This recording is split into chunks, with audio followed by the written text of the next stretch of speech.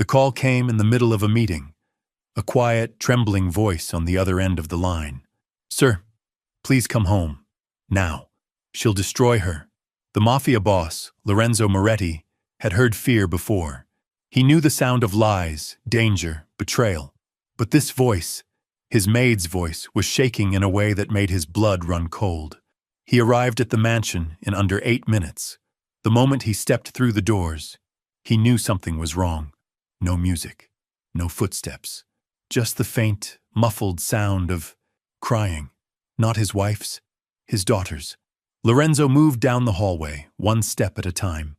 The maid following behind him, hands shaking, trying to explain but unable to speak through the panic.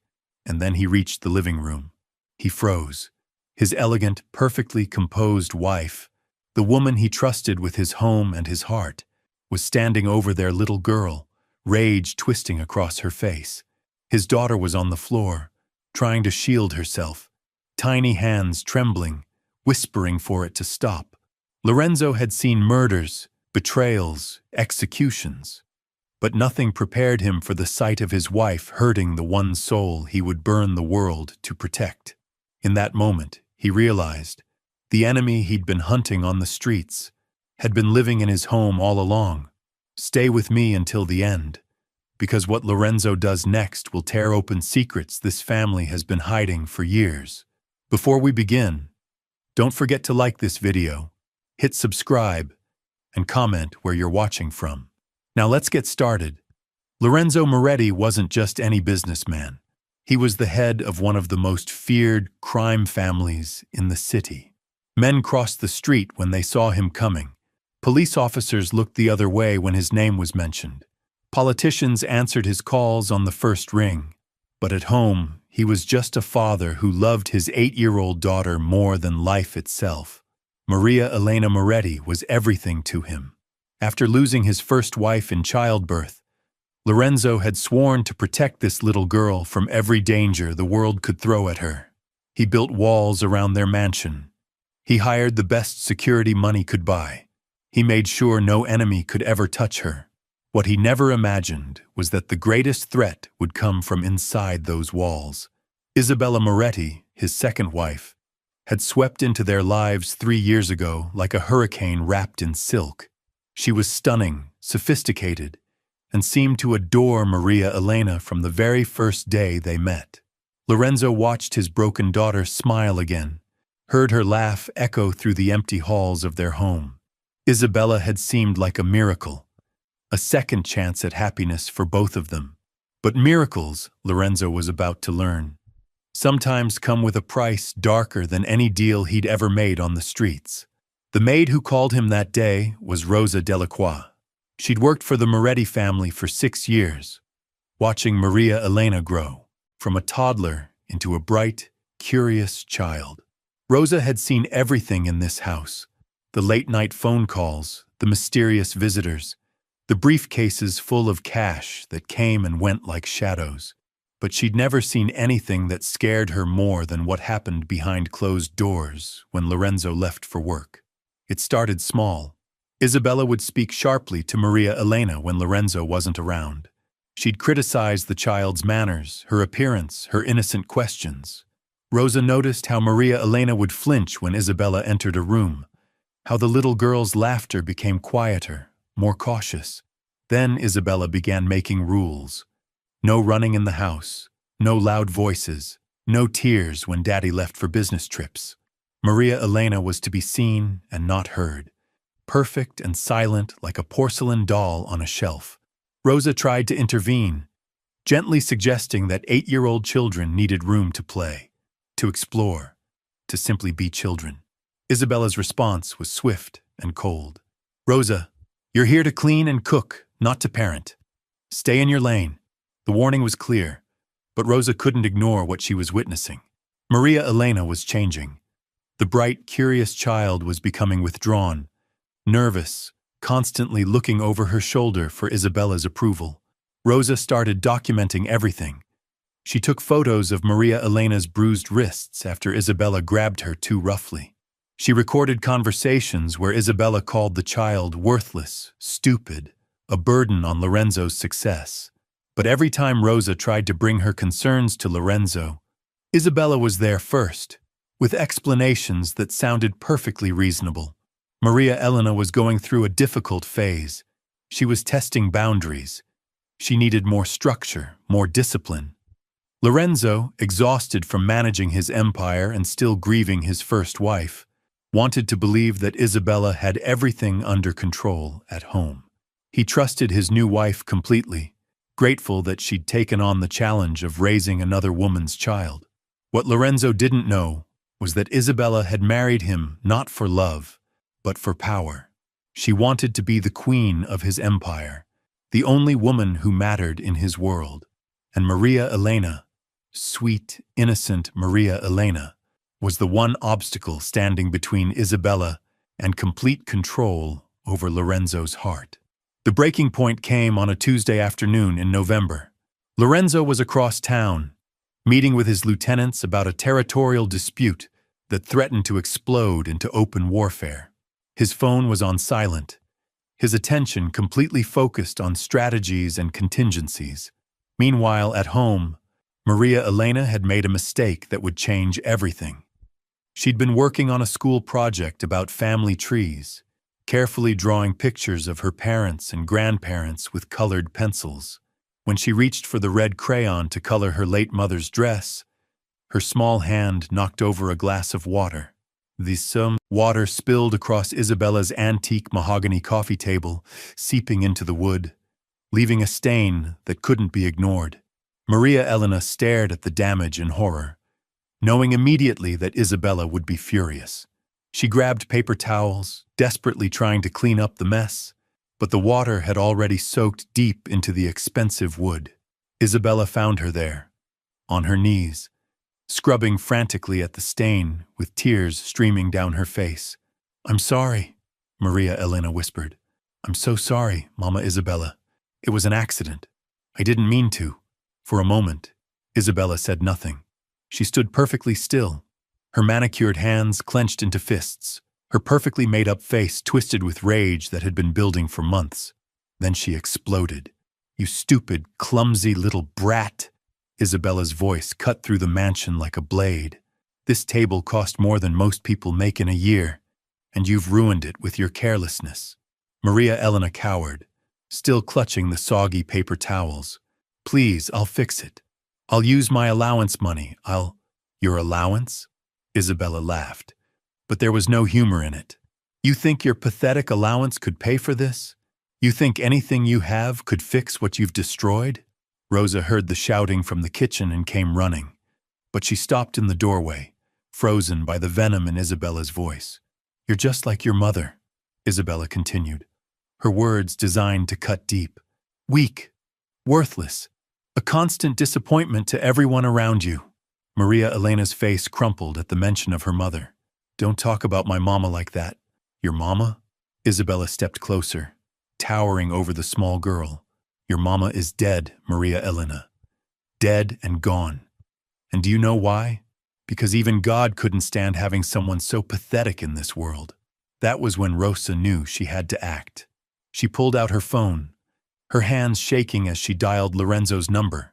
The meeting, the territorial disputes, the empire, none of it mattered more than protecting this child. But Lorenzo's phone was still on silent. The call went to voicemail. Rosa tried again and again. Each time she watched Isabella's rage escalate, watched Maria Elena shrink further into herself, becoming smaller and more broken with each cruel word. Finally, on the fourth try, Lorenzo answered. "Boss, please, something terrible is happening at home." Lorenzo's blood turned to ice. Rosa's voice was barely a whisper, but he could hear Isabella screaming in the background, and underneath it all, the sound that would haunt him forever. His daughter's broken sobs. "I'm coming," Lorenzo said, already moving toward the door. His lieutenants looked up in surprise as their boss abandoned the meeting mid-sentence. But one look at his face told them not to ask questions. The drive home felt like an eternity. Lorenzo's knuckles were white on the steering wheel, his mind racing through possibilities. Had enemies found his home? Was Maria Elena hurt? Sick? The not knowing was eating him alive, but nothing could have prepared him for the truth. When Lorenzo burst through the front doors, the silence hit him like a physical blow. The mansion that was usually filled with Maria Elena's laughter and music from her piano lessons was eerily quiet. Even the staff seemed to have vanished, leaving only an oppressive emptiness that made his skin crawl. Rosa appeared at his side immediately, her face pale and streaked with tears. "Sir, I tried to stop her.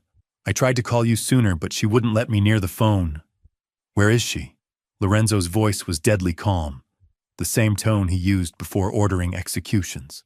Rosa pointed toward the main parlor, her hand shaking. "She's been in there for an hour. I've never seen anything like it, sir. Never." Lorenzo moved through his own home like a predator stalking prey. Each step brought him closer to sounds that made his heart break and his blood boil simultaneously. Isabella's voice, sharp and cruel. Maria Elena's quiet whimpers, the sound of something being thrown against a wall. He reached the parlor doorway and stopped. The scene before him was worse than any nightmare he'd ever imagined. Isabella stood in the center of the room, her usually perfect hair disheveled, her elegant dress wrinkled. She was holding one of Maria Elena's school notebooks, pages torn and scattered across the antique Persian rug like confetti. Maria Elena was pressed against the far wall, her small body trembling, her school uniform stained with what looked like spilled juice. Her dark eyes, so much like her late mother's, were wide with terror and confusion. "Maybe this will teach you to be more careful with other people's belongings," Isabella was saying, her voice cold as winter steel. "Maybe next time you'll think before you act like the spoiled little princess you think you are." Lorenzo watched in horror as Isabella grabbed another notebook from Maria Elena's backpack and began tearing out pages methodically, deliberately, her eyes never leaving his daughter's face. "Please, Mama Isabella," Maria Elena whispered. "Those are my drawings for Papa. I made them special for when he comes home." "Your Papa?" Isabella's laugh was like breaking glass. "Your Papa doesn't have time for your childish scribbles. He has important work to do, real responsibilities. Not like you, always demanding attention, always making messes, always reminding him of things he's trying to forget." The words hit Lorenzo like physical blows. This wasn't discipline. This wasn't even anger. This was systematic, calculated cruelty designed to break his daughter's spirit. Maria Elena's lip quivered. "I just wanted to make him something pretty. I wanted to show him I love him." "Love?" Isabella stepped closer, towering over the small girl. "You think drawing pretty pictures is love? You think being a burden is love? Let me tell you what love really is, you selfish little creature." Isabella raised her hand, and Lorenzo saw his daughter flinch, preparing for a blow that had clearly happened before. That's when something inside Lorenzo Moretti snapped. He'd killed men for less than laying a finger on someone he cared about. He'd burned down buildings for simple disrespect. He'd destroyed entire families for minor slights against his business. But this woman, this monster wearing his wife's face, had been torturing his child for months. In his own home, under his own roof, while he worked to build an empire he thought would protect them both. Lorenzo stepped into the room with the silence of death itself. Isabella spun around, her face immediately transforming from cruel predator to surprised victim. "Lorenzo, thank goodness you're home. Maria Elena has been impossible today. She destroyed my antique table, and when I tried to discipline her, she became hysterical." But Lorenzo wasn't looking at Isabella. His eyes were fixed on his daughter, taking in every detail with the sharp attention that had kept him alive in the criminal underworld for 20 years. The fingerprint bruises on Maria Elena's wrists, the way she kept her eyes down, afraid to make eye contact, the tremor in her small hands, the careful way she held herself, like someone expecting pain. These weren't the signs of a child who'd been disciplined once today. These were the signs of a child who'd been living in fear. "Papa." Maria Elena's voice was barely audible, hope and terror warring in that single word. Lorenzo knelt down slowly, making himself smaller, less threatening. "Hello, Princess. I'm here now." Maria Elena's carefully controlled composure crumbled. She ran to him, throwing her small arms around his neck, sobbing into his shoulder with the kind of desperate relief that comes after months of holding everything inside. "I missed you so much, Papa. I tried to be good. I tried so hard to be good." Lorenzo held his daughter, feeling her tiny body shake against his chest, and something fundamental shifted inside him. The cold calculation that ruled his business life merged with the protective fury that lived in his heart. When he looked up at Isabella, she saw her own death in his eyes. "Rosa," Lorenzo said quietly, his voice carrying absolute authority. "Take Maria Elena to the kitchen. Make her some hot chocolate. Stay with her." Isabella's mask was slipping now, revealing glimpses of the monster underneath. "Lorenzo, you don't understand what happened. She's been acting out all day, and I was simply trying to maintain some order in this house while you were quiet." The word cut through the air like a blade. Isabella's mouth snapped shut. In all their years of marriage, she'd never heard that tone directed at her. Lorenzo stood slowly, his movements deliberate and controlled. "Maria Elena, go with Rosa now. Papa needs to have a conversation with Isabella." As Rosa led, his daughter from the room, Maria Elena looked back once, her eyes wide with worry. "Papa, please don't be mad at me about the table. It was an accident. I promise it was an accident." The innocence in her voice, the genuine fear that she was still somehow to blame, nearly broke Lorenzo's heart completely. "You did nothing wrong, Princess. Nothing at all." When the door closed behind them, Lorenzo turned his full attention to the woman who'd been systematically destroying his child's soul. Isabella straightened her shoulders, clearly preparing to defend herself, to manipulate and charm her way out of trouble the way she always had before. But she'd never seen Lorenzo Moretti when someone had hurt his family.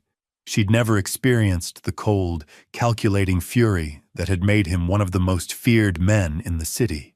"Sit down," Lorenzo said quietly. Isabella remained standing, lifting her chin defiantly. "I won't be ordered around in my own home by someone who's never here to see what really goes on." Lorenzo's smile was the same one his enemies saw in their final moments. "Your home?" Isabella's confidence wavered for just a moment, but she quickly recovered, smoothing down her designer dress with practiced grace. "Of course it's my home, Lorenzo. I've been taking care of everything while you've been playing gangster in the streets." The words hung in the air like poison. Lorenzo had heard men insult his business, his methods, his reputation, but no one, absolutely no one, had ever dismissed what he did as playing. "Playing?" Lorenzo's voice dropped to a whisper that somehow felt more dangerous than any shout. "You think what I do is playing?" Isabella rolled her eyes, a gesture so casual and dismissive that it revealed just how little she truly understood about the man she'd married. "All this drama, all these meetings and phone calls about territory and respect. Meanwhile, I'm here dealing with your daughter's constant neediness, her tantrums, her inability to behave like a proper young lady. My daughter." Lorenzo repeated the words slowly, tasting each syllable. "Tell me, Isabella, what exactly have you been teaching my daughter about being a proper young lady? Structure, discipline, manners?" Isabella lifted her chin higher, things her real mother clearly never bothered with before she died. The mention of his first wife was the final thread holding Lorenzo's restraint in place. He'd loved Elena Moretti with a passion that had consumed him, and when cancer took her, it had nearly destroyed him. Maria Elena was all he had left of that love, that life, that happiness. "What did you just say about my wife?" Isabella's eyes flashed with something ugly and triumphant. "Your dead wife, Lorenzo. The perfect saint you're always mourning. Well, let me tell you something about your precious Elena. She spoiled that child rotten. No boundaries, no consequences, just endless coddling. That's why Maria Elena is such a handful now." Lorenzo walked to the window, his hands clasped behind his back, looking out at the garden where Maria Elena used to play with her mother. His voice, when he spoke, was conversational, almost friendly. Rosa has been with this family for 6 years. She loved Elena. She loves Maria Elena. Do you know what Rosa told me on the phone today? Isabella shifted uncomfortably. Rosa is just a maid. She doesn't understand the complexities of raising a child properly. Rosa told me that my daughter has bruises on her wrists. Lorenzo turned around slowly. Fresh bruises, Isabella. From today. She was being defiant. She needed to be restrained before she hurt herself or broke something else. Rosa told me that Maria Elena hasn't eaten dinner in 3 days because you've been using food as punishment. She needs to learn that actions have consequences. Rosa told me that you've been making my 8-year-old daughter clean the entire mansion on her hands and knees as punishment for minor accidents. Isabella's facade was cracking now, revealing flashes of the cruelty underneath. She needs to understand that this house has standards, that she can't just run wild like some street child. Lorenzo nodded thoughtfully, as if he was considering her words. Then he walked to his desk and picked up a small silver picture frame. Inside was a photo of him and Maria Elena from last Christmas, both of them laughing as they built a snowman in the garden. Do you see this picture, Isabella? Do you see how happy my daughter looks? She was happy then because she didn't have proper guidance. Happiness without discipline is meaningless. When was the last time you saw my daughter laugh? Really laugh. Not just polite smiles when I'm watching. Isabella opened her mouth to answer, then closed it again. The silence stretched between them like a chasm. I can't remember either, Lorenzo said softly. My daughter used to sing while she did her homework. She used to dance in the hallway when she thought no one was looking. She used to ask me 100 questions about everything she saw. When did she stop, Isabella? When did my bright, curious little girl become the frightened child I saw today? She's growing up. Children change. They become more serious, more. Children don't change from joy to terror overnight, unless someone teaches them to be afraid. Lorenzo set the picture down carefully. And someone has been teaching my daughter to be very, very afraid. Isabella's mask slipped completely now, revealing the calculating predator underneath. Your daughter was weak, Lorenzo. Soft. She needed to be hardened for the world she's going to inherit. Do you think the wives and daughters of your enemies are going to coddle her? Do you think real society is going to accept a crying, clinging child who can't handle the smallest criticism? So you decided to break her spirit to save it? I decided to make her strong. Like me. Like the woman you fell in love with. Lorenzo laughed, but there was no humor in it. The woman I fell in love with? You mean the mask you wore for 6 months while you hunted yourself a rich husband? The performance you gave while you studied my weaknesses and planned your takeover? Isabella's eyes narrowed. I gave you everything. I made this house perfect. I attended every business dinner, charmed every contact, supported every decision. I turned myself into exactly what you needed. What I needed was someone who would love my daughter. I tried to love her. But she's impossible, Lorenzo. She's weak and needy and constantly demanding attention. She reminds you of your dead wife, and that makes you blind to her faults. Someone had to be the adult in this situation. Lorenzo walked to another picture on the wall. This one showed Elena holding baby Maria Elena in the hospital, both of them glowing with happiness and love. You want to know what Elena was like? She was gentle, patient, kind. She could calm Maria Elena's worst nightmares with a simple song. She could turn a scraped knee into an adventure with a band-aid and a story. Exactly. Weak. No, Isabella, strong. It takes real strength to be gentle with something fragile. It takes courage to love someone more than yourself. It takes wisdom to guide without breaking. Lorenzo turned back to face her, and Isabella saw something in his eyes that made her step backward involuntarily. You know what takes no strength at all? Hurting a child? Terrorizing someone who trusts you? Using your size and power to crush someone who can't fight back? That's not strength, Isabella. That's cowardice. I was trying to help her. Everything I did was for her own good. Was calling her worthless for her own good? Was telling her that her father doesn't have time for her childish drawings for her own good? Was making her believe that her dead mother was weak and pathetic for her own good? Isabella's face flushed red. She needed to hear the truth. She needed to stop living in fantasies about her perfect dead mother and her perfect life before I came along. The truth? Lorenzo's voice rose for the first time. The truth is that Maria Elena's mother died protecting her. Elena refused chemotherapy that might have saved her life because it would have hurt the baby. She chose our daughter over herself, and she did it gladly. That's the legacy you've been trying to destroy. That's exactly the problem. You've turned that woman into a saint, and Maria Elena thinks she has to compete with a ghost. I was trying to free her from that impossible standard, by telling her that her mother was weak, by making her ashamed of the love Elena gave her, by convincing her that grief and memory are weaknesses to be crushed. Isabella straightened her shoulders, gathering the remnants of her composure. I did what needed to be done. If you can't see that, if you're too blinded by sentiment to appreciate the improvements I've made, then perhaps we need to reconsider this entire arrangement. The threat hung in the air between them. Isabella had played this card before, during smaller arguments, using Lorenzo's fear of losing another wife to manipulate him into compliance. It had always worked. But Lorenzo wasn't the same man who had married her 3 years ago. The man who had married Isabella was broken, desperate, clinging to anything that promised to fill the emptiness in his life. The man standing before her now had remembered what he was fighting for. Reconsider our arrangement. Lorenzo's smile was cold as winter. By all means, let's do that.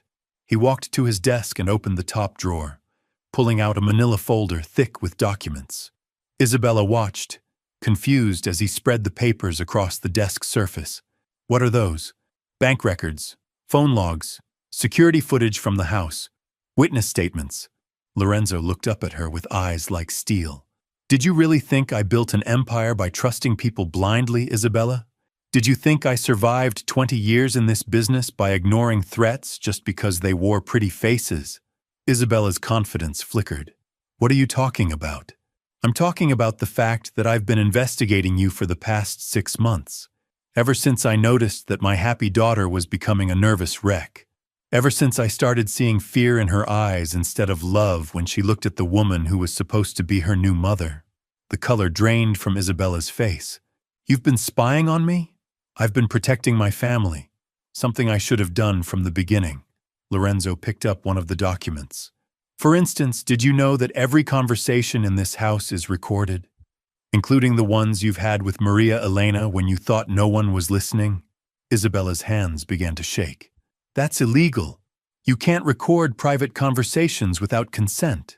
I can record anything that happens in my own home, and lucky for me, I have hours and hours of footage showing exactly what kind of mother you've been to my daughter.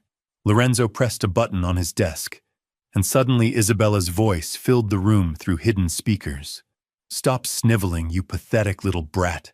Your father doesn't have time for your tears. That notebook is garbage, just like everything else you create. Your mother is dead because even God couldn't stand having someone so worthless alive. Isabella's own words played back to her, each cruel phrase hanging in the air like an accusation. She watched her carefully constructed world crumble as Lorenzo's face grew darker with each recording. Turn it off, she whispered. Why? This is what you wanted, isn't it? The truth? Your version of strength and discipline and proper child-rearing? I said turn it off. No. Lorenzo's voice cut through her protests like a blade. You're going to listen to every word. You're going to hear what I've been hearing for months through these recordings. You're going to understand exactly what you've done to my child. The recordings continued, each one more damning than the last. Isabella's voice, cold and calculating, systematically destroying an 8-year-old girl's self-worth. The sound of Maria Elena crying. The sound of things being thrown. The sound of a child begging for mercy that never came. When the playback finally ended, the silence in the room was deafening. 6 months, Lorenzo said quietly. 6 months of documented evidence showing that you've been psychologically torturing my daughter. 6 months of proof that you're not just a bad stepmother, Isabella. You're a predator who targeted a grieving family. Isabella's last shred of composure shattered. You don't understand the pressure I was under. Do you have any idea what it's like being married to someone like you? Always wondering if this will be the day you don't come home? Always having to be perfect? Always having to smile and pretend everything is normal while you're out there doing God knows what? So you took it out on an innocent child? She was in the way. Everything was about Maria Elena. Your schedule, your priorities, your affection. I was supposed to be your wife, but I felt like a stranger in my own home because every decision revolved around what was best for your precious daughter. Lorenzo stared at her, seeing clearly for the first time the monster he'd brought into his home. She's a child, Isabella, an 8-year-old child who lost her mother and needed love and stability, not competition for her father's attention. I needed love and stability too. But you were so busy being the perfect grieving widower and devoted father that you forgot you had a wife who needed you. So your solution was to hurt my daughter until she stopped needing me? Isabella's face twisted with ugly honesty. My solution was to make her strong enough to handle the real world, to teach her that she can't always be daddy's little princess, to prepare her for a life where she won't always be the center of everyone's universe. By telling her she was worthless? By making her believe her father didn't love her anymore? By destroying every happy memory she had of her mother? By teaching her that love has to be earned, that respect has to be maintained, that the world doesn't owe her anything just because she's Lorenzo Moretti's daughter. Lorenzo walked around the desk until he was standing directly in front of Isabella, close enough that she could see the fury burning in his dark eyes. Let me tell you something about my daughter, Isabella. Maria Elena doesn't need to earn my love. She has it completely, unconditionally, forever, no matter what. That's what real love looks like. Not the transactional, manipulative game you've been playing. That's not how the world works, Lorenzo. That kind of unconditional love makes children weak and entitled. That kind of unconditional love gives children the strength to face anything the world throws at them, because they know they have a safe place to come home to. You tried to take that away from her. Isabella lifted her chin one last time, summoning the arrogance that had carried her this far. I tried to make her worthy of being your daughter. The words hung in the air like a death sentence. Lorenzo's face went completely still, and when he spoke, his voice carried the cold finality of a judge pronouncing sentence. Get out of my house. Isabella's face went white as the reality of her situation finally hit her. The power, the luxury, the status she'd fought so hard to obtain, all of it was slipping through her fingers like sand. Lorenzo, please. We can work this out. I can change. I can be better. But Lorenzo was already walking toward the door. You have 1 hour to pack your personal belongings. Rosa will supervise to make sure you don't take anything that doesn't belong to you. After that, you're never setting foot in this house again. You can't just throw me out. I'm your wife. I have rights. Lorenzo paused at the doorway, not bothering to turn around. Check the prenuptial agreement you signed, Isabella. The one that becomes null and void if you harm my daughter in any way. My lawyers made sure of that clause. As the door closed behind him, Isabella collapsed into a chair, finally understanding that she'd lost everything. The game she thought she was playing had rules she never knew existed. Lorenzo found Maria Elena in the kitchen with Rosa, quietly sipping hot chocolate. When she saw her father, her eyes lit up with a hope that broke his heart. Papa, is everything okay now? Lorenzo knelt beside her chair and took her small hands in his. Everything is going to be perfect, Princess. Isabella is leaving, and it's just going to be you, me, and Rosa from now on. Would you like that? For the first time in months, Maria Elena's smile was genuine and bright. Really, Papa? Just us? Just us. Forever and always.